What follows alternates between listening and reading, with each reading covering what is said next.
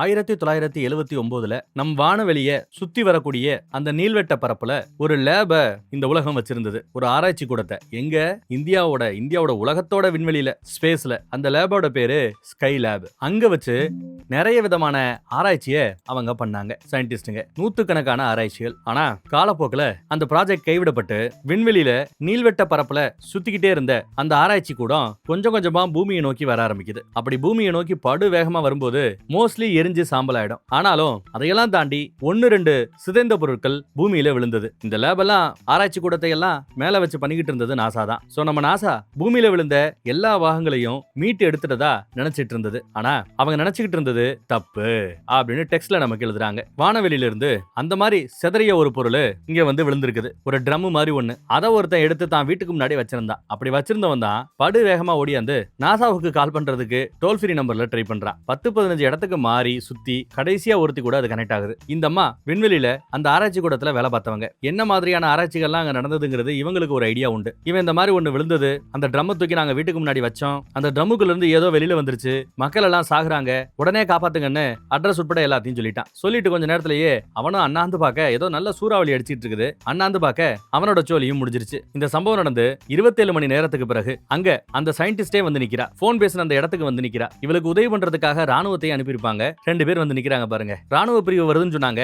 மீதி பின்னாடி ஏதாவது லாரியில வராங்களா அப்படின்னு நம்ம சயின்டிஸ்ட் கேட்க, நாங்க தாமா ராணுவம், நாங்க 2 பேர் தான், வேற யாரும் வர்றாப்ல தெரியல அப்படின்ட்டாங்க அந்த அம்மா. சரின்னு எல்லா பேருமே விண்வெளியில போடுறாப்ல ஒரு ஷூட் போட்டுக்கிறாங்க. நுண்ணுயிர்களை வச்சு இவங்க ஆராய்ச்சி பண்ணிருக்காங்க. அதுகளை கொஞ்சமா மியூட்டேட் பண்ணி விட்டுருக்காங்க. விண்வெளியில இருக்கிற சயின்டிஸ்டுகளுக்கு உடம்பு சரியில்லைன்னா அவங்களுக்கு வேண்டிய மருந்தை அங்கேயே தயாரிக்கணும். அதுக்கு நிறைய ஆன்டி பாக்டீரியா, ஆன்டி வைரஸ் இந்த மருந்துகள் எல்லாம் வேணும். அதுக்கெல்லாம் உற்பத்தி பண்றதுக்கு நிறைய வீரியத்தை கூட்டணும். அந்த மாதிரி வீரியத்தை கூட்டுறதுக்காக நிறைய வேலைகளை சேட்டைகளை செஞ்சு வச்சிருக்காங்க. சோ அதெல்லாம் நல்ல பரிணாம வளர்ச்சி அடைஞ்சிருக்கும். அப்படி பரிணாம வளர்ச்சி அடைஞ்சாது வெளியில வந்துச்சுன்னா இந்த உலகத்தையே ஆட்சி செய்யறதுக்கு ஆசைப்படும். உலகத்தையே தான் கட்டுக்குள்ள கொண்டு வரதுக்கு அது முயற்சி பண்ணும். அதைத்தான் தடுக்கணுங்குது இந்த அம்மா. எதுக்கும் சேஃப்டிக்குன்னு ஒரு அலர்ஜி ஊசி எடுத்து குத்திக்குது. எல்லா பேரும் யூனிஃபார்முக்கு மாதிரி உள்ள வராங்க. ஆன்டி ஃபங்கல் மெடிகேஷனை தான் இவங்க தயாரிக்கிறதுக்கு அங்க ஆராய்ச்சி பண்ணிட்டு இருந்தாங்களா மேல. அப்போ ஃபங்கல் பூஞ்சைகள்னு நம்ம சொல்லுவோமோ அதுலதான் ஏதோ ஒண்ணு படுவேகமா வீரியமா பரவக்கூடியதாக இப்ப மாறி இருக்கு. வெளியில வந்திருக்குது போல. இங்க வந்து பார்த்தா சுத்தமா ஒரு 14 வீடுகள் இருக்கு, 12 கார்கள் இருக்கு. நிறைய மக்கள் வாழ்ந்ததற்காக துணிமணி எல்லாம் காயுது.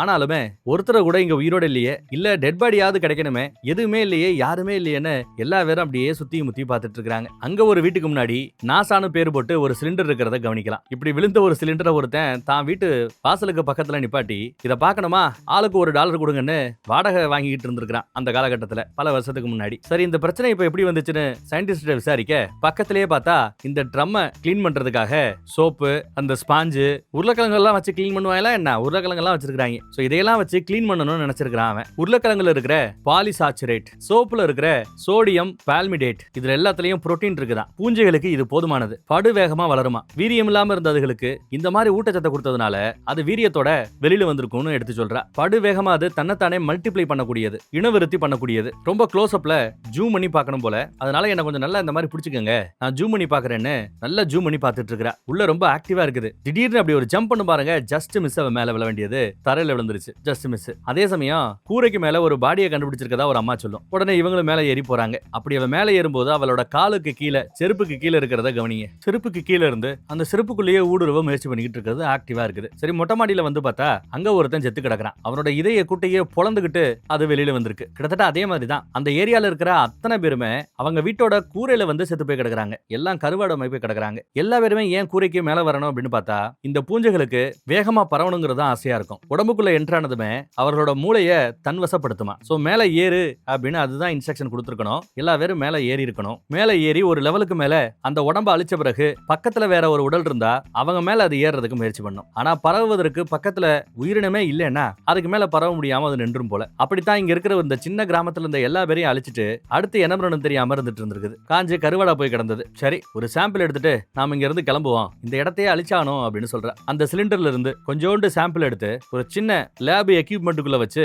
அதை லோடு பண்ணிக்கிட்டு இருக்கா. ஆனா அவளுக்கே தெரியாம அவளோட கால் வழியா, ஷூ வழியா, கால் பாதத்தோட வழியா ரத்தத்தோட கலந்து இவ உடம்புக்குள்ள ஆல்ரெடி இறங்க ஆரம்பிச்சிருச்சு. இது தெரியாம அவ சாம்பிளை எடுத்துட்டு போய்கிட்டு இருப்பா. திடீர்னு அவ உடம்பு ரொம்ப சூடாகிறாப்ல ஃபீல் பண்றேன்னு சொல்லுவா. இந்த மாதிரி ஷூட் போட்டுருக்கோம்ல அதனால இருக்குங்கிறாரு இந்த பக்கம் நம்ம ஹீரோ. கொஞ்ச நேரத்துல அவ ஒரு மாதிரி ஆகிறா. கொஞ்சம் கொஞ்சமா அவ நடையில மாற்றம் தெரியுது. அடுத்த கொஞ்ச நேரத்துல திடீர்னு பச்சை கலர்ல வாந்தி எடுக்கிறா. உள்ள இருக்கிற அந்த பூஞ்சை அவளோட மூளையை கண்ட்ரோல் பண்ணி தன் வசப்படுத்திருச்சு. பரவ பரவணும்னு சொல்லி அங்க இருக்கிற காரை எடுத்துட்டு மக்கள் தொகை அதிகமா இருக்கிற பக்கத்து ஊருக்கு போகணும்னு ஆசைப்படுது. குறுக்க இருக்கிற அந்த அம்மாவை இடிச்சு தலை பார்க்க நம்ம ஹீரோ குறுக்கால போய் அந்த அம்மாவை தள்ளி விட்டு இவர் அடி வாங்கிடுவாரு. இப்படி வாங்கின அடியில அவருக்கு நல்ல முதுகுல அடிபட்டு போச்சு. அதுக்குள்ள இவங்களோட சண்டை போட்டு துப்பாக்கியை புடுங்கி துப்பாக்கி எடுத்து வச்சுக்கிட்டாங்க. வேணாம் சுடாதன்னு சொல்லிக்கிட்டு இருக்கிறாரு இவர். அவரோட பாதி மூளை பூஞ்சையோட கண்ட்ரோலுக்கு போயிடுச்சு. அந்த ஃபங்கஸ் என்ன சொல்லுது? சுடணும் அப்படின்னு சொல்லுது. இவளோட மூளை என்ன சொல்லுது? சுடக்கூடாதுன்னு சொல்லுது. யார் ஜெயிக்கிறாங்கன்னா கடைசியில அந்த அம்மா முழுமையா மாறல, ஏதோ அறகுறையா மாறி இருந்ததுனால அந்த பாதி மூளை தன் கண்ட்ரோல்ல இருந்ததுனால டப்புன்னு தன்னைத்தானே சுட்டுக்கிட்டு அவங்க செத்து போறாங்க. இவருக்கு நல்ல முதுகுல அடிபட்டது போல.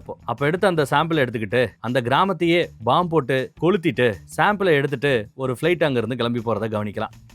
சிட்டி பக்கம் லேண்ட் ஆகுது. அங்க இருந்து மிலிட்டரி வாகனங்களின் மூலமா ஒரு ஆய்வகத்துக்கு வருது, ஒரு ரிசர்ச் சென்டருக்கு. அங்க இருந்து ஒரு சின்ன பெட்டியில எடுத்துட்டு வந்து அதுக்குள்ள இருக்கிற ஒரு லெபார்டரிக்குள்ள அதை கொண்டு வராங்க. அது ஏற்கனவே நம்ம குளிரா இருக்கிற ஒரு இடம். அங்க இருந்ததை எடுத்து இன்னும் குளிரா இருக்கிற ஃப்ரிட்ஜுக்குள்ள செட்டில் பண்ணிட்டாங்க. இதோ நடுவுல தம்மா தூண்டா இருக்குல்ல, அதுதான் பின்னாடி பெரிய பிரச்சனை ஆக போகுது. இப்படி ஸ்டோர் பண்ணி வச்சிருக்கிற அந்த கோல்டு ஸ்டோரேஜ் பல வருடங்கள் ஆகிவிட்டது. இந்த பல வருஷத்துல கவர்மெண்ட்டுக்கு சொந்தமாக இருந்த இந்த ஆய்வகத்தையே நாளை பின்ன இழுத்து மூடிட்டு பல வருஷத்துக்கு பிறகு அதை பிரைவேட்டுக்கு வித்துறாங்க. அதுல அப்புறம் அங்கங்க சீரமைப்பு பணி வேலைகள்லாம் நடக்கும், ரெனோவேஷன் வேலையெல்லாம் நடக்கும். அப்புறம் அது இப்போ மக்களோட தேவையில்லாத பொருட்களை அடைச்சு வைக்கக்கூடிய குடவுனா, இப்போ குடவுன்ல ஏகப்பட்ட ரூம் இருக்கும். மக்கள் ஏதாவது ஒரு ரூமை கம்மியான விலைக்கு வாடகைக்கு வாங்கி தங்கள்கிட்ட இருக்கிற தேவையில்லாத பொருட்களை அதுல அடுக்கி வச்சிருவாங்க. அப்படி ஒரு குடவுனா மாறி போச்சு. அந்த குடவுன்ல தான் இங்க ஒருத்தன் வேலைக்கு வரான். இங்க ஒரு சீனியர் இருப்பாரு, இந்த பையன் ஜூனியர். சீனியர் ஒரு மாதிரி உரண்டு இழுத்துக்கிட்டே இருப்பான். நைட்டு இவனுக்கு வேண்டப்பட்டவங்க வரப்போறாங்களா. இங்க ஒரு ஸ்டோர் ரூம்ல நிறைய டிவி இருக்குது போல. அந்த டிவியை யாருக்கும் தெரியாம ஆட்டைய போடணும், கூட சேருன்னா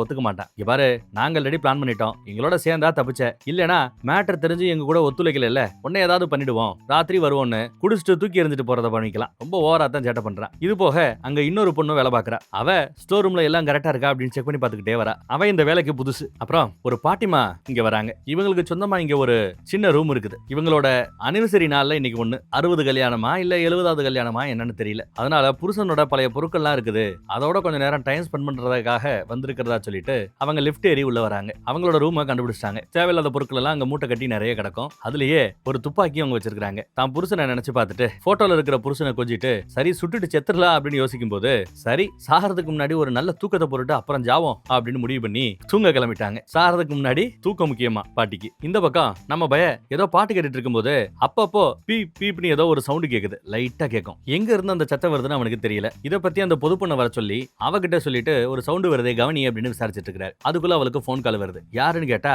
தான் குழந்தையுடைய அப்பன்னு சொல்றா. அவன் கையில இருக்கிற டாட்டூவை இந்த பொண்ணு கவனிக்கும். ஆனாலும் பெருசா எதுவும் கேட்டுக்கல. புருஷனை பிரிய போறா போல தெரியுது. பிரிஞ்சுதான் இருக்கிறாங்கன்னு நினைக்கிறேன். ஆக்சுவலா இந்த பக்கம் நம்ம ஹீரோ தூங்கிட்டு இருந்தவருக்கு இப்ப கால் வருதுங்க. ஹலோ அப்படின்னு அட்டன் பண்ணி பேசுறாரு. முக்கியமான கால்னு எந்திரிக்கும் போது அவருக்கு குறுக்கு வலிக்குது. வயசாயிடுச்சு. லாஸ்ட் டைம் ஒரு ஆக்சிடென்ட் ஆச்சுல்ல, கூட வேலை பாக்குறவங்க காப்பாத்துறதுக்காக இவரு வண்டியில அடிபட்டார்ல, அப்ப இருந்தே முதுகு வலி. இந்த பக்கம் இவங்க பேசிட்டு இருக்காங்க வேலை பாக்குறவங்க. அந்த சீனியர் இவளை கரெக்ட் பண்ண முயற்சி பண்ணானா. இந்த அம்மாக்கு புரியாம இல்ல, உரண்டு இழுத்துருக்கான் போல. போலீஸுக்கு கூப்பிட வேண்டியதானே, போலீஸ் கிட்ட போட்டு கொடுக்க வேண்டியதானே சொன்னா, அப்படி இப்படின்னு போனோம்னா அப்புறம் நமக்கு வேலை போயிடும், எனக்கு இந்த வேலை முக்கியம், வருமானம் முக்கியம்னு சொல்றா. அப்புறம் மறுபடியும் டிங்னு ஒரு சவுண்ட் கேக்குது. அலாரம் அடிக்கிறாப்ல ஏதோ ஒரு சவுண்ட். எங்க இருந்து வருதுன்னு கவனிக்கிறாங்க. இங்க சும்மா ஒரு சிமெண்ட் ஷீட் போட்டு ஏதோ ஒரு இடத்த அடைச்சு வச்சிருக்காங்க. இதுக்கு பின்னாடி தான் அந்த சத்தம் வருது. உடைச்சா தெரிஞ்சுக்கலாம், உடைக்கலாமான்னு யோசிச்சுட்டு இருக்காங்க. உடைக்கணும்னு அந்த பொண்ணு ஆரம்பிக்கிறா. பயலும் சார் இன்னும் ஒத்துக்கிறான். மறுபடியும் கால். இந்த தடவை கால் எடுக்காம கட் பண்ணிட்டா. யாரு புருஷன் தான், வேற யாரு. இதை உடைக்கலாமா வேணாமான்னு பல கட்ட பேச்சுவார்த்தை நடக்குது. இவன் கையில இருந்த அந்த டாட்டோ வச்சு பொதுவா ஜெயிலுக்கு போனவங்கல்ல விதவிதமா ஒரு குரூப் இருக்கும். அந்த குரூப்போட டாட்டோவை கையில குத்திக்கிறது வழக்கம். இவன் குத்தி இருக்கிற இந்த டாட்டோ ஒரு சாஃப்டான குரூப். அதனாலதான் நீங்க வயலண்டா இருக்க மாட்டீங்கன்னு தெரிஞ்சு உங்ககிட்ட நான் ஃப்ரீயா பழகிட்டு இருக்கிறதா இவ சொல்லுவா. எடு அடிச்சு உட உள்ள போலாம் ப்ளீஸ் அப்படின்னு கெஞ்சிரா. இந்த பக்கம் நம்மால ஒரு சேட்டலைட் போனை ஒளி வச்சிருந்திருப்பான். அந்த போனை எடுத்து பேசுறாரு. போன கால் வந்த பிறகு என்னமா பிரச்சனை அப்படின்னு விசாரிக்க, கைவிடப்பட்ட ஒரு ஃபெசிலிட்டில இருந்து டெம்பரேச்சர் பிரீச் ஏற்பட்டு இருக்கிறதா அலர்ட் வந்திருக்குன்னு ஒரு அம்மா பேசுது. ஒரு மிலிட்டரிக்கார அம்மா. ஆமா, வெதர் ஒரு மாதிரி மாறும்போதே நானும் நினைச்சேன் ஏதாவது இந்த மாதிரி நடக்கும்னு. 2007 வருஷத்துக்கே இது சம்பந்தமா நான் ஒரு மெமோ எழுதி வச்சிருந்தேன், அதை பாத்தீங்களா அப்படின்னு விசாரிக்கிறாரு. 5 வருஷத்துக்கு முன்னாடி கூட அதை ஃபாலோ பண்ணுங்கடான்னு சொன்னேன், 2 வருஷத்துக்கு முன்னாடி கூட அலர்ட் பண்ணனே, யாரும் எதுவுமே பண்ணலையா அப்படின்னு கோவப்படுறாரு. அந்த குடோன்ல இருந்து 73 மைல் தூரத்துல இவர் இருக்கிறாராம். இவர் போய் சேர்றதுக்கு 1.5 மணி நேரம் ஆகுமா. எனக்கு உடனே ஒரு பிளேன் வேணும், ஒரு கார் வேணும், கார் எனக்காக அந்த பக்கம் காத்துட்டு இருக்கணும், அந்த கார்ல எனக்கு என்னென்ன வேணும்னு ஒரு லிஸ்ட் போட்டு எழுதி வச்சிருப்பேன், அந்த லிஸ்ட்ல இருக்கிற எல்லா ஐட்டங்களும் உள்ள இருக்கணும், இப்படி எல்லாம் அவர் பேசிட்டு இருக்கிறார். அதுல குறிப்பா ஒரு முக்கியமான ஐட்டம் ஒன்னு இருக்குமா. ஐட்டம் நம்பர் 11 13 சொல்றாரு. அந்த ஐட்டம் ரொம்ப முக்கியம் அப்படின்னு சொல்றாரு. அந்த பொண்ணு தயங்குவா. இது எவ்வளவு முக்கியமான விஷயம் தெரியுமா? உலகத்தையே அழிக்கக்கூடிய ஒண்ணு வெளியில வர முயற்சி பண்ணிட்டு இருக்குது. அதை தடுக்கணும் அப்படி இப்படின்னு ஏதோ பேசி அந்த பொண்ணை கன்வின்ஸ் பண்ணிட, சரி ஓகே நான் என்னால என்ன பண்ண முடியும்னு பாக்குறேன்னு யோசிக்கிறாங்க. இவளும் சரின்னு ஒத்துக்கிறா. இந்த பக்கம் அதுக்குள்ள அந்த சிமெண்ட் கதவை உடைச்சிட்டாங்க. அந்த சவரை, டம்மி சவரை. உள்ள பார்த்தா ஒரு அலாரம் மாதிரி ஒன்னு அடிச்சுட்டு தான் இருக்குது. இந்த சத்தம் தான் அவனை டிஸ்டர்ப் பண்ணிட்டே இருக்கும் போல. இவன் எகிரி குதிச்சு உள்ள வந்துட்டான். பார்த்தா ஒரு பெரிய செட்டப் மாதிரி இருக்கு. அங்கதான் அலாரம் அடிச்சுக்கிட்டே இருக்குது. இந்த ஏரியாவோட ஒட்டுமொத்த மேப்பும் இங்க இருக்குது. பயங்கர செக்யூரிட்டி எல்லாம் போட்டுருக்காங்களே அப்படின்னு இவங்க 2 பேரும் பேசிட்டு இருக்காங்க. அவளும் ஆர்வம் தாங்காம எகிரி அங்க இருந்த எல்லாத்தையும் உடச்சு தள்ளிக்கிட்டு உள்ள வரா. இங்க வந்து பார்த்தா ஒரு மேப் இருக்குங்க. இப்படி ரகசியமா வச்சிருக்கிற இந்த இடங்கள்ல என்ட்ரன்ஸ் இந்த இடம். இங்க இருந்து இப்படி எல்லாம் போய் அப்புறம் ஒரு 500 அடி ஆழத்துக்கு கீழே போறதுக்கு ஒரு ஏணி வேற போட்டிருக்காங்க. அந்த ஏணியெல்லாம் தாண்டி கீழே போனோம்னா அவங்க ரொம்ப ரகசியமா ஒளி வச்சிருக்கிறது எதுன்னு பாத்திரலாம் அப்படிங்கிறப்ப அந்த பொண்ணு ஐடியா கொடுப்பா. ஆனா இவனுக்கு அதுல எல்லாம் பெருசா விருப்பம் இல்ல. ஆனாலும் அவன் அந்த மேப்பை போட்டோ எடுத்துக்கிட்டா. அங்க போலாம் யோசிக்கிறா. இவன் இல்ல எனக்கு சரிப்பட்டு வராது. பொதுவா யாராவது ஏதாவது கேட்டாங்கன்னா எனக்கு நோ சொல்லி பழக்கம் இல்ல. அதனாலயே நான் ஜெயிலுக்கு போற ரேஞ்சுக்கு ஆயிப்போச்சு. இப்ப நீ வேற கேக்குற, என்ன பண்றது? இவ்வளவு அழகான கண்களோட கேட்டேன்னா எஸ் சொல்லித்தானே ஆகணும். ஆனாலும் நான் யோசிச்சுதான் சொல்லுவேன் அப்படின்னு ஆரம்பிக்கிறான். ஃப்ளோல என் கண்ணு நல்லா இருக்குன்னு சொன்னியா அப்படின்னு அந்த பொண்ணு கேட்பா. தயங்கிக்கிட்டே ஆமான்னுவான். ஓகே நல்லதுங்கிறா. உடனே அவனும் சரி வாங்க ஒரு கை பார்க்கலாம் அப்படின்னு கூட்டு போறான் அவளை. போறதுக்கு தயாராயிட்டான் போல. இந்த பக்கம் அந்த குடோனுக்கு ஒரு வண்டி வந்து நிக்குது. வண்டியில இருக்கிறவன் யாருன்னா உள்ள இவ்வளவு நேரம் பேசிட்டு இருந்த அந்த அம்மாவோட அந்த ரெட்டச்சடையுடைய புருஷங்காரன். கால் பண்ணியும் போன் எடுக்கல. அதனால காண்டாயி பொண்டாட்டியை பாக்குறதுக்காக வந்திருக்கான். ஒரு மாதிரி டென்ஷனா இருக்கிறான். இவங்கிட்ட துப்பாக்கி வேற இருக்குது. அடிக்கடி திரும்பி வண்டியில இருக்கிற பின்னாடி டிக்கியை கவனிச்சுக்கிட்டே இருக்கிறான். இவங்க மேப்பை பார்த்து மேப்ல இருக்கிற ரூட் எல்லாம் கண்டுபிடிச்சு வந்துட்டு இருக்காங்க. இங்கேயும் ஒரு ரகசிய அறை இருக்கும். அதையும் உடச்சு கதவை திறந்து உள்ள போறாங்க. ஒரு பெரிய ஹால். இங்கேயுமே ரெட் கலர்ல அலாரம் அடிக்கத்தான் செய்யுது. இன்னும் அதையெல்லாம் தாண்டி மெதுவா உள்ள போறாங்க. நிறைய மாஸ்க் கிடக்குது பாருங்க. ஏதோ சயின்டிஸ்டுக்கு பயன்படுத்தின இடம் மாதிரி அப்பட்டமா தெரியுது. அப்புறம் சூட்ஸ் எல்லாம் நிறைய இருக்குது. இங்க நான் போட்டு பாக்குறேன்னு இந்த பொண்ணு அனுமதிப்பா. அதெல்லாம் வேண்டாம், ரொம்ப நாளா எப்படியோ இன்ஃபெக்ஷன் ஆகி போய் கிடக்கும், வேண்டாம் அப்படின்னு சொல்றான் இவன். அப்புறம் கீழே போறதுக்கான ஒரு டோர் இருக்கும். அந்த டோரை கஷ்டப்பட்டு திறந்தா 500 அடி ஆழத்துக்கு கீழே போறதுக்கு ஏணி இருக்கு. லேடிஸ் ஃபர்ஸ்ட்னு சொல்லுவோம். இந்த இடத்துல அந்த பொண்ணு முந்திக்கிட்டு ஜென்ஸ் ஃபர்ஸ்ட்ங்கிறா. சரி ஓகேன்னு இவனும் அப்படியே மெதுவா கீழே இறங்குறான். வெளியில பார்த்தா புருஷங்காரன் உனக்கு கால் பண்ண நீ போன் எடுக்க மாட்டேங்கிறேன்னு வாய்ஸ் மெசேஜ் அனுப்புறான். உன்னை பாக்குறதுக்காக ஆபீஸ்க்கு வெளியில தான் இருக்கிறேன், உன்னை பாக்குறதுக்கு நான் வரேன், ப்ளீஸ் ஒரு பிரச்சனை என் டிக்கில கிடக்குதுன்னு வருத்தப்பட்டு சொல்லிட்டு இருக்கிறான். திடீர்னு பார்த்தா டிக்கி ஓபன் ஆயிடுச்சு. உள்ள இருந்த ஏதோ ஒண்ணு வெளில வர முயற்சி பண்ணுது. ஐயோன்னு பதறிக்கிட்டு ஓடி போய் டிக்கியை திறந்து பார்த்தா உள்ள செத்து போனதா சொன்ன ஏதோ ஒண்ணு. என்ன ஒரு பூனையை அடிச்சு கொண்டு விட்டான் போல. செத்து போயிடுச்சு நினைச்சிட்டு தான் பூனை பாடி என்ன பண்றது தெரியாம இங்க வந்திருக்கிறான் பொண்டாட்டிகிட்ட பேசணும்னு. ஆனா இப்போ பாடியில பாதி உசுறு இருக்கிறாப்ல தெரியுது. ஐயோ ரொம்ப கோரமா மாறி போயிருக்குது. இது அந்த பூஞ்சையால பாதிக்கப்பட்டிருக்குது போல. அதை பிடிக்கிறேன் இவன் அங்கே இங்கே ஓடிக்கிட்டு இருக்கிறான். அவனை அவ்வளவு ஈஸியா அவங்களால பிடிக்க முடியாது. நல்ல உயரமான இடத்துக்கு போய் டப்புன்னு வெடிச்சு செத்து போகுது. அப்படி வெடிச்சு செதறும் போது காட்டுப்பக்கம் இருந்த மானு மேல விழுந்துரும். இந்த புருஷங்கார மேல விழுந்துரும். அப்படி விழுந்ததுமே அவங்க உடம்புக்குள்ள சரசரன்னு வேகமா அது பரவ ஆரம்பிச்சிருது. இங்க பாருங்க, இவங்க ஏணில நல்லபடியா இறங்கிட்டாங்க. 500 அடி ஆழத்துல ஒரு சுரங்கமே இருக்கு. அந்த சுரங்கத்துல அப்படியே இவங்க முன்னோக்கி போயிட்டே இருக்கிறாங்க. இங்கதான் அந்த டோர் இருக்குது போங்க. டோன்ட் டச் ரேடியேஷன் எழுதி இருக்குது. அப்படின்னா என்ன அர்த்தம்? இந்த ரூமுக்குள்ள போக கூடாதுன்னு போலீஸ் விரும்புது அப்படின்னு அர்த்தம். ஆனா முக்கியமான ஐட்டங்களை இந்த மாதிரி எழுதி தான் வச்சிருப்பாங்க. நம்ம போகணும்னு சொல்லி இவங்க உள்ள போறாங்க. உள்ளேயும் வந்தாச்சு. உள்ள வந்து பார்த்தா இங்க பிரம்மாண்டமா ஒரு பெரிய லேப் ஒன்னு இருக்குது. அந்த லேபுக்கு வெளியில தான் கீன்னு இங்கே அடிச்சிட்டு இருக்குது. அதே இடத்துல நிறைய எலிங்க, அந்த பூஞ்சையால பாதிக்கப்பட்ட எலிங்க எல்லாம் எவ்வளவு கோரமா இருக்குன்றத கவனிங்க. அதோட வாழெல்லாம் ஒன்னோட ஒண்ணு ஒட்டினாப்ல ரொம்ப கன்றாவியா கேவலமா இருக்குது. அதுல ஒண்ணு ஒரு முறைச்சு பார்த்து ஜம்ப் பண்ணும் பாருங்க, மிரண்டு போயிடுவான். நல்ல வேலை அவனை எதுவும் செய்யல. இதுகளும் அந்த பூஞ்சையால பாதிக்கப்பட்டு கிடக்குது. ஆனா லேபுக்குள்ள இருந்த அந்த பூஞ்சை எப்படி வெளியில வந்துச்சு? இவை கொஞ்சம் எட்டி பார்க்கையில உள்ள ஃபுல்லா நல்ல பச்சை கலர்ல ரொம்ப வீரியமா பெருசா இருக்கிறத கவனிக்கலாம். இனவிருத்தி அடைஞ்சிருக்கிறத கவனிக்கலாம். எதுக்கு வம்பு, இதுக்கு மேல ஒண்ணும் பண்ண வேண்டாம், வா கிளம்பிடலான்னு வெளியில ஓடியாராங்க. அதுக்கடையில வெளியில பார்த்தா அந்த புருஷங்காரன் அந்த பூஞ்சையால பாதிக்கப்பட்டு அவரோட மூளை கூட பூஞ்சையோட கண்ட்ரோலுக்கு வந்துருச்சு. ஒரு துப்பாக்கியை வேற எடுத்துக்கிறான். கூடவே பாதிக்கப்பட்ட மானு ஒண்ணு வருது. இந்த குடோனுக்குள்ள இருக்கிற மனிதர்களை பூஞ்சை தன்வசப்படுத்துவதற்காக இப்ப நெருங்கி வந்துட்டு இருக்குது. அதுக்குள்ள இந்த பக்கம் பார்த்தா ஏதோ ஒரு ஃபிளைட்ல நம்மால வந்துட்டு இருக்கிறான். யாரோ ஒரு தாலுக்கு கால் பண்ணி இன்ஃபர்மேஷனை பாஸ் பண்ண சொல்லியிருப்பாரு அந்த மிலிட்டரி பொண்ணு கிட்ட. 1.5 வருஷத்துக்கு முன்னாடி அந்த உயரதிகாரி இறந்து போயிட்டாராம். சோ இந்த விஷயத்தை பத்தி ரொம்ப சீரியஸா எடுத்துக்கிறதுக்கு இனி கவர்மெண்ட்ல பெருசா ஆட்கள் இல்ல. அப்ப நீ யாருக்குமா ரிப்போர்ட் பண்றேன்னு கேட்கும்போது ஜெராபெக் அப்படின்னு ஒருத்தவன் நான் பாத்துக்கிறேன் நீ போனை வை நீங்கிட்டு பேசிட்டு இருக்கிறான். ஆனா அந்த அம்மா போனை வைக்காம கேட்டுக்கிட்டு தான் இருக்குது. அவங்க 2 பேருக்கு ஒரு பழைய பகை இருக்குது போல 20 வருஷத்துக்கு முன்னாடி. அப்பயே எல்லாத்தையும் நாம கண்டெயின் பண்ணியாச்சு, எல்லாத்தையும் க்ளோஸ் பண்ணியாச்சு அப்படின்னு அந்த ஆளு சொல்லுகையில, எப்பா கவர்மெண்ட் ப்ராப்பர்ட்டியை போய் நீ பிரைவேட்டுக்கு வித்துட்ட, இல்லைன்னா இந்நேரம் நிறைய பாதுகாப்போட அது இருந்திருக்கும், இவ்வளவு தூரம் வந்திருக்காதுன்னு சத்தம் போடுவாரு. அதுக்கு அவன் எப்பா அதனால ஒரு பிரச்சனையும் இல்ல, சாதாரண பூஞ்சைகளுக்கு போய் பயந்துட்டு திரிறீங்க அப்படின்னு அதை பெருசாவே எடுத்துக்க மாட்டேங்கிறார். திரிட்டு போனை கட் பண்ணிட்டாரு நம்மால. இந்த பொண்ணு உடனே தனியா போய் பர்சனல் போன்ல இருந்து கால் பண்றா. இவங்க இவங்கெல்லாம் இதை பெருசா எடுத்துக்க மாட்டாங்க.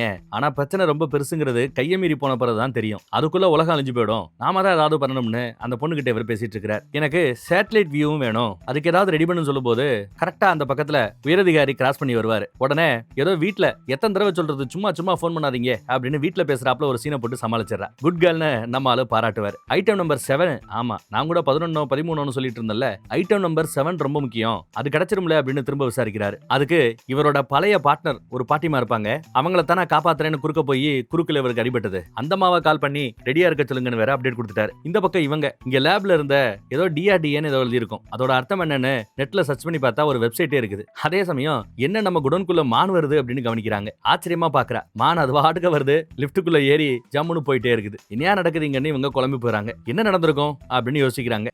பல வருஷத்துக்கு முன்னாடியே அந்த ஃப்ரிட்ஜுக்குள்ள இருந்த அந்த பூஞ்சை கொஞ்சம் கொஞ்சமா வீரியமாயி ஃப்ரிட்ஜை உடைச்சு அந்த லேபோட கதவு வரைக்கும் வந்திருக்கும். ஆனா இப்போ ரீசெண்டா நடந்த ஏதோ ஒரு மின் கசிவுனால அந்த கதவை தாண்டி சில மணி நேரத்துக்கு முன்னாடி வெளியில வந்திருக்கும். அத ஒரு கரப்பாம்பூச்சி சாப்பிட்றேன்னு தொட்டிருக்கும். கரப்பாம்பூச்சியோட மூளையை கண்ட்ரோல் பண்ணி உயரமான இடத்துக்கு அந்த கரப்பாம்பூச்சிய பூஞ்சை இழுத்துட்டு போகுது. ஃபங்கஸ் அந்த பூஞ்சை எல்லாத்தையும் தாண்டி எவ்வளவு அழகா அது மேல் மட்டத்துக்கு வருதுன்னு கவனிக்கலாம். ஆனா கரெக்டா வரும்போது பார்த்தா ஒரு வண்டி அந்த புருஷங்காரோட வண்டியில நசுங்கி அது செத்து போகும். ஆனா டயர் வழியா ஏறி டிக்கிக்குள்ள அறகுறையா செத்து கிடந்த அந்த பூனையோட உடம்புல ஏறி பூனையை தன்வசப்படுத்தி இருக்கும். அப்புறம் பூனை வெடிச்சு சதறும் போது அந்த மானுக்கும் இந்த புருஷங்கார மனுஷனுக்கும் பரவி இருக்கும். இதுதான் நடந்திருக்குங்க. இவங்க மேலே ஏறி வரதுக்குள்ள லிப்ட்ல இருந்து கரெக்டா மானு வந்து நிக்குது. திடீர்னு இவங்களை பார்த்ததும் ஒரு முறைச்சுக்கிட்டு பக்கத்துல ஓடியாரும் பாருங்க, தெரிச்சு ஓடியாராங்க. கரெக்டா அது பக்கத்துல வந்ததும் வெடிச்சு செதறும். இவங்க மேல பட்டிருந்தா இவங்க மேல பரவி இருக்கும், ஜஸ்ட் மிஸ். அதே சமயம் புருஷங்காரன் வந்துடுறான். நீ என்ன இங்க பண்ற அப்படின்னு கேட்டா இந்த மாதிரி பூனை செத்து போச்சுங்கிறான். திடீர்னு அது வெடிச்சு செதறிடுச்சு, என் மேல எல்லாம்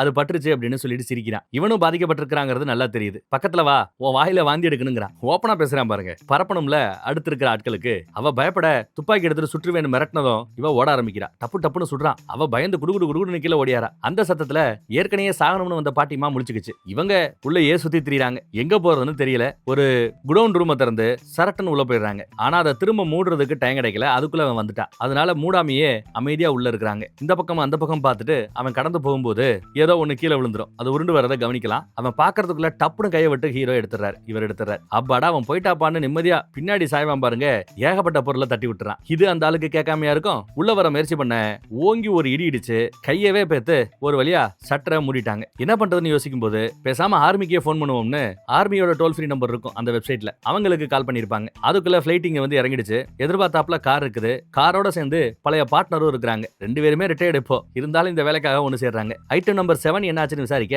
அது ஒரு இடத்துல சேஃபா இருக்கு, போற வழியில பிக்கப் பண்ணிட்டு போயிடலாம் அப்படின்னு அந்த பாட்டிமா சொல்லுது. அப்புறம் அந்த குடோன்ல 2 பேர் இருக்கிறதாவும் 2 சிவிலியன்ஸ் இருக்கிறதாவும் அவங்க இந்த மாதிரி ஏதோ ஒரு பிரச்சனையில மாட்டிட்டு இருக்கிறதாவும் அப்டேட்ஸ் எல்லாம் கொடுக்குறாங்க. சரி அவளோட என்ன கனெக்ட் பண்ணி விடு அப்படின்னு சொல்றாரு இவர். அந்த அம்மாவோட இப்ப கான்கால்ல கனெக்ட் பண்ணி விடுறாங்க. நான் சொல்றத கவனமா கேளு, பாதிக்கப்பட்டவங்க கிட்ட இருந்து எதுவும் உங்க மேல பற்றக்கூடாது, அப்புறம் நீங்களும் பாதிக்கப்பட்டுருவீங்க. ஒரு பூஞ்சையினாலதான் இந்த பிரச்சனை எல்லாம், நான் வர வரைக்கும் சேஃபா இருங்கன்னு அட்வைஸ் போடுறாரு. சரின்றுச்சு இந்த பொண்ணு. அப்புறம் இதை பத்தி மித்தவங்க யாருக்கும் இன்ஃபார்ம் பண்ண வேண்டாம், நாங்க மிலிட்டரி ஆட்கள், நாங்களே பார்த்து போன்னு சொல்றாங்க. உங்களுக்கு ஒண்ணாகாதுல்ல, எங்களுக்கு ஒண்ணாகாதுல்லன்னு அவங்க கேட்கும்போது ஒண்ணாகாதுன்னு சொல்லியிருப்பாரு. ஆனா காலை கட் பண்ணதுமே சாக தானே போறாங்கன்னு அந்த பாட்டிமா கேட்க வாய்ப்பு இருக்குங்கிறாரு அவர். அடுத்து இந்த பக்கம் உள்ளேயே வெயிட் பண்ணிட்டு இருக்காங்க. திடீர்னு பார்த்தா மேல ஏதோ வண்டிகள் நிறைய வர்ற சத்தம். மிலிட்டரிக்காரர் நேரம் வந்திருப்பாங்களா அப்படின்னு யோசிக்கும் போது இவ்வளவு வேகமா வரதா அவர் சொல்லலையே, டைம் ஆகணும்னு சொன்னாரு. அதுக்குள்ள வந்துட்டா இல்லைன்னு பார்த்தா ஒரு 6 பேர் வந்திருக்கானுங்க நம்ம சீனியரோட, இன்க்ளூடிங் சீனியர். மொத்தம் 6 பேர். எதுக்கு?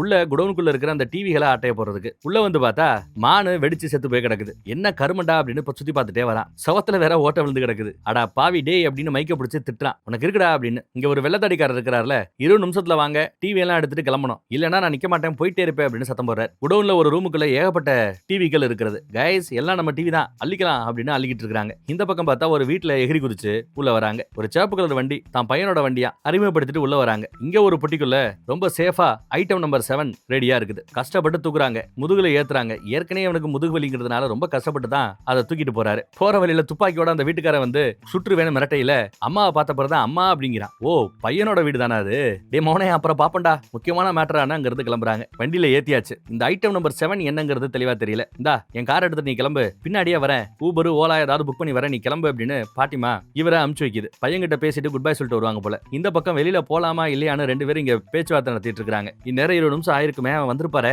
போலாமா வேணாமான்னு மறுபடியும் டிஸ்கஷன். கடைசியில போலான்னு முடிவு பண்ணி கதவை திறக்க இறக்க போயில அந்த பொண்ணு வேணாங்கிறா. இந்த வேலை எனக்கு ரொம்ப முக்கியம், பரவல்ல வந்திருக்கிறேன், இந்த வேலை போச்சுன்னா என்ன மறுபடியும் ஜெயில போட்டுருவாங்கன்னு வருத்தப்பட்டு சொல்ல, அதெல்லாம் வேலையெல்லாம் போகாது, அதுக்கேத்தாப்புல நடந்துப்போம் அப்படின்னு இவ கொஞ்சம் நல்ல விதமா பேசுறா. எதுவா இருந்தாலும் நானும் உன் கூட வர தயாருன்னு சொல்லிட்டு 2 பேரும் இப்ப வெளியில வராங்க. பார்த்தா அதுக்குள்ள இந்த குரூப் டிவி எல்லாத்தையும் லோடு பண்ணிட்டு இருக்காங்க. இங்க புருஷங்கார இன்னும் கொஞ்சம் மியூட்டேட் ஆகி சுத்தி திரிறான். ஒரு 3 பேரு டிவி ஆட்டை போட்டுட்டு இருக்கையில இவன் முன்னாடி வந்து நிக்க அவங்க என்ன ரியாக்ட் பண்ணணும்னே தெரியல. கவனம் அப்படின்னு நம்ம எச்சரிக்கிறதுக்குள்ள அவங்க எல்லாரும் மேலயும் வாந்தி எடுத்துட்டு ஷட்டரை சாத்திட்டா. அவங்க 3 பேருக்கும் இப்ப அது பரவி இருக்கும். இவங்க மேல பரப்பணும்னு சொல்லி ஓடியாந்தா ஏற்கனவே சாகணும்னு வந்த பாட்டிமா கரெக்டா மூலையிலேயே குறி பார்த்து சுட்டுறாங்க. என்ன கரும இது அப்படின்னு சத்தம் போடுறாங்க. இனிமே இந்த இடத்துல இருக்க மாட்டேன், நான் வாழணும்னு பாட்டிமா கிளம்ப பாக்கும். பாட்டிமா தப்ப போற வழியில துப்பாக்கி ஆத்துல தூக்கி போட்டுருங்கன்னு சொல்லும்போது இந்தா நீயே வச்சுக்கன்னு துப்பாக்கி கொடுத்துட்டு பாட்டி கிளம்பிடுச்சு. இதுக்காக ஆத்த கண்டுபிடிச்சு எல்லாம் போய் தூக்கி போட முடியாதுன்னு கிளம்பிடுச்சு. இன்னும் சில பேர் அங்க சுத்தி திரியறதா சேட்டலைட்ல பார்த்துட்டு மிலிட்டரிக்காரி சொல்லிட்டு இருக்கா. சேட்டலைட் டிபார்ட்மெண்ட்ல இவளுக்கு தெரிஞ்ச ஒருத்தர் இருக்கிறான் போல.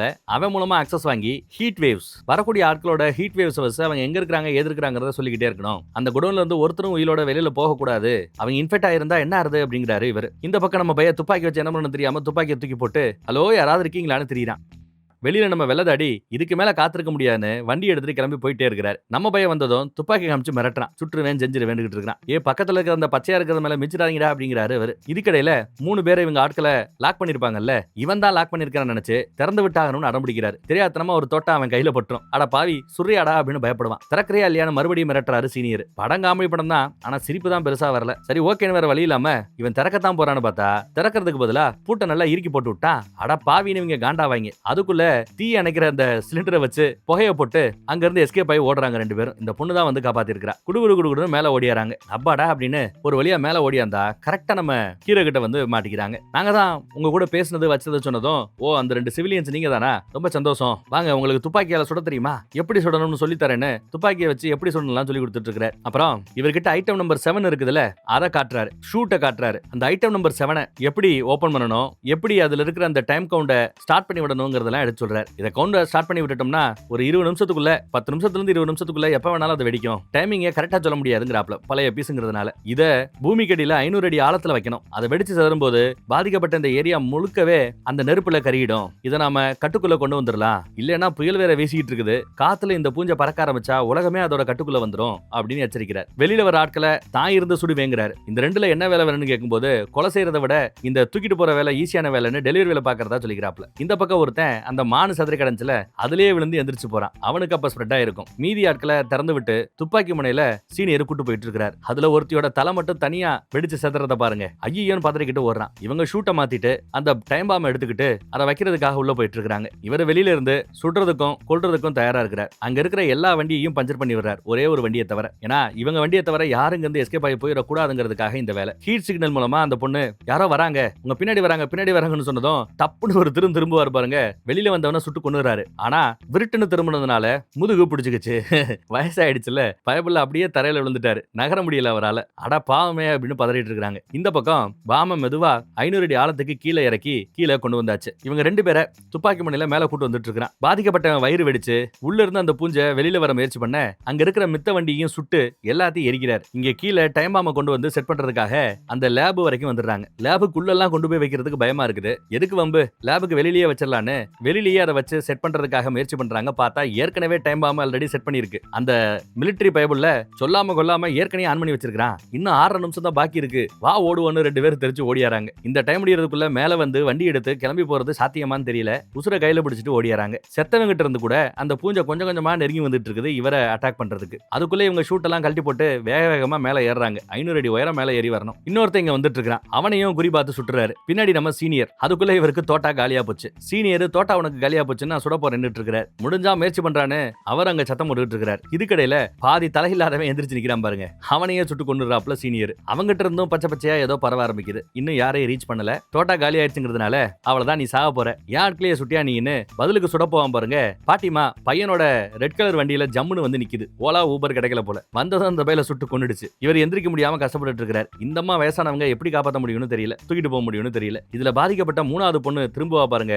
அவளையும் சுட்டு கொண்டு சொன்னுட்டு இவங்க இன்னும் வேகமா கிளம்புறாங்க. அந்த டைம் மிஷின் வேற, டைம் மிஷின்ங்கிற அந்த பாம்பு வேற டைமிங் கண்ணா பின்னான்னு ஓடிக்கிட்டு இருக்குது. கரெக்டா அவங்க வெளியே ஓடியாந்ததும் இவங்களை சுற்றாத நம்ம ஆட்கள் தாங்கிறாரு மிலிட்டரிக்காரர். நாங்க ஒன்னும் பாதிக்கப்படலன்னு சொன்ன பிறகு அவங்க தான் தூக்கி விடுறாங்க. அப்புறம் இவங்க எல்லா பேரும் வண்டியில ஏறி விருட்டுன்னு கிளம்பி போயிட்டே இருக்காங்க. ஒரு வழியா படு வேகமா வண்டி போய்கிட்டு இருக்குது. அங்க கரெக்டா டைம்ல பாம்ல இருக்கிற அந்த டைம் கரெக்டா ஜீரோக்கு வந்தது பூம்னு வெடிச்சு சதறதுங்க. வெடிச்சு சதறது பயங்கரமா இருக்கும். பூமிக்கடியில இருந்து ஒரு அலை மாதிரி வீசும். எல்லாம் சுக்கு நூறாகும். கண்ணா பின்னான்னு சுக்கு நூறாகுது. ஜஸ்ட் மிஸ்ல இவங்க அந்த கோரமான விஷயங்களை தாண்டி உயிரோட இந்த பக்கம் வந்து சேர்றாங்க. பிரம்மாண்டமான ஒரு ஓட்ட விழுகுது பாருங்க, பள்ளம் விழுகுது பாருங்க. ஒரு வழியா பாதிப்பு எல்லாம் கட்டுக்குள்ள ஆயிடுச்சு. இந்த உண்மையை மறைக்க பார்த்தாருல ஒருத்தர், அவரை பத்தி மீடியால அந்த மிலிட்டரிக்கு ரிப்போர்ட் கொடுத்துட்டா. பழைய ஃபைல் ஒன்னு இவங்க வச்சிருந்த ஃபைலையும் வெளியில ரிலீஸ் பண்ணிட்டா. சோ அந்த ஆளு மறைக்க முயற்சி பண்றான். இந்த விஷயத்துல ரொம்ப போதிய கவனத்தை செலுத்தல அப்படிங்கறதெல்லாம் தெரிய வருது. முதுகுவலியில ஹாஸ்பிட்டல் இருக்க மிலிட்டரிக்காரி மொத தடவை நேர்ல வந்து இவரை கவனிச்சுட்டு கிஃப்ட் எல்லாம் கொண்டு வந்து கொடுக்குறாங்க பாருங்க. ரெண்டு பேரும் மொத தடவை பாத்துக்கிறாங்க. ஏன்னா இவ்வளவு நேரம் போன்லயே தான் பேசிக்கிட்டு இருந்தாங்க. இந்த பக்கம் தான் கூட வேலை பார்த்த அந்த பொண்ணு கூடயே